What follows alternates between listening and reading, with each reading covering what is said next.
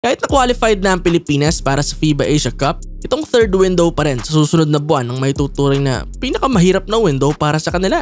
Dahil 2 away games ang naghihintay sa team. Una na ang Chinese Taipei. Kahit palemado tayo rito, may laban-laban yan kahit paano kumpara sa Hong Kong. Then ang pangalawa, eto na nga, ang second game natin kontra sa maghihiganting New Zealand Tall Blacks. Gigil na gigil yan, panigurado. Tiyak na mapapalaban talaga ang Gilas next month, ano? Kaya naman ngayon pa lang, nagpaplano na kaagad sila.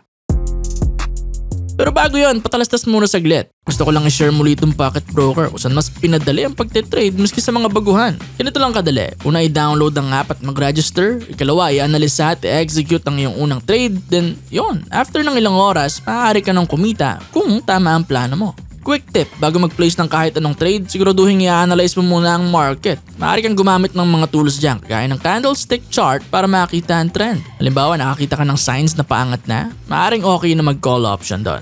Makakatulong talaga sa trade nyo ang mga tools na ito para makapagplano at mapataas ang tsansa ng isang successful trade. Kaya yun, ano pang hinihintay mo? Mag-register na, napakadali lang yan, pwedeng through email, Google, or Facebook. Gamitin din ang ating promo code para makakuha ng bonus sa iyong first deposit. Withdrawal, madali lang din. Merong bank transfer, e-wallet at crypto. 0% commission yan sa mga withdrawals at 24/7 din ang support. Kaya tara na at mag-trade. I-check na ang Pocket Broker. Again, gamitin ang ating promo code WGame100 para sa iyong bonus. Bago laruin ng game sa third window, may pinaplansya ng training camp ang programa sa Doha. Sa report ng Spin, sinabi ni Coach Tim na maaari nga silang maglaro ng ilang tune-up games sa Qatar. Hindi pa nga lang daw sigurado pero kung sakali man, mga February 10 or 11 daw. Maganda yun kung sakaling matuloy. Hindi lamang para sa games nila sa third window kundi para na rin sa FIBA Asia Cup sa Agosto. So marami pang mga bigating Asian teams ang maaari nilang makatapat. Sa kakaunting panahon kasi na nakukuha nila para magsama-sama sa bawat windows, malaking bagay na yung ilang araw na extra para sa training camp na yun sa Pebrero. On top pa ng preparation nila para sa third window. Needed din ng ilang Gilas players natin yung dagdag na araw na yon dahil kung walang unexpected na mangyayari, magbabalik na sa kupunan ng 2 miyembro ng Original 12, sina Jamie Malonzo at AJ Adu. Si Malonzo hindi naman gaano problema dahil ilang taon na yan sa Hinebra with Coach Tim. So syempre, may ibang mga ginagawa rin ng Gilas na hindi siya Gins. Tsaka yung chemistry niya pa with other Gilas players at pagtanggal din ng kalawang dahil ang tagal na itong nasa sideline.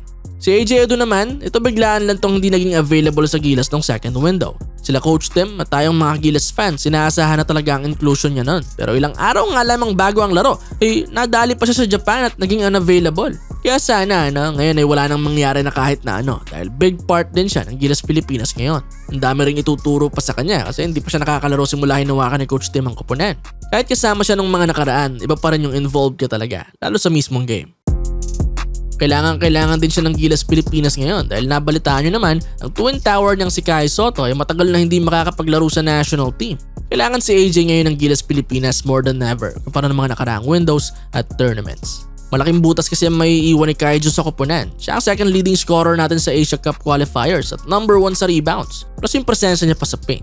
Kahit pa paano kung healthy si Edu, mapupunan niya pa rin naman ng most doon. Sa puntos, maaaring mas konti. Sa rebound, siguro kaya. Then sa depensa, okay ang rim protection neto at mas versatile na defender. Iba nga lang yung intimidation factor ng isang 7'3 guy sa paint pero still, magiging effective pa rin itong si AJ. Sana makapaglaro talaga siya. Sa ngayon, patuloy na naglalaro si Edu sa kanyang koponan sa bilig. Magandang sign para sa Gilas. Huwag nga lang yung last minute na mawawala na naman siya. Kaya sana maging healthy lang itong si Edu. Kung sakali, bubuuin ng frontline natin na AJ Adu, Junmar Fajardo, Japeth Aguilar at versatile forwards na Jamie Malonzo at Carl Tamayo. Maayos pa rin naman, di ba? Marami pa ring bigs ang kayang maghalinhinan sa 5 at okay rin naman yung 4. Hindi tayo mabubutas. Yan lang naman ang concern ngayon yung ilalim natin dahil nga mawawala si Kai. The rest, okay pa rin. Buo pa rin yung backcourt at wings natin. Tapos si Brownlee naman, maaasahan mo pa rin sa kahit na anong bagay. Kaya siguro may tira pa rin tayo kontra New Zealand. Mas mahirap na since sobrang laki ng epekto ni Kai sa huling paghaharap at home court na rin nila sa pagkakataong ito. Still, may tsansa pa rin ng Pilipinas na ma-2-0 sila. Especially sa ganda na nilalaro nila ngayon. As a team, hindi lang nagre-rely sa isang player. Marami ring pwedeng mag-step up at makinabang sa mga makukuha nilang shot attempts ni Kai. Si Carl Tamayo, ito lang 37 points yan sa isang KBL game. Si Dwight, malaspend sa unang laban kontra Tall Blacks with 3 of 12 shooting. Marami pang ibang mga pwedeng magpasiklab sa rematch natin kontra Kiwis. Yun ang kagandahan ng pagkakaroon ng isang team-oriented na laro at hindi lamang umaasa sa iilang players.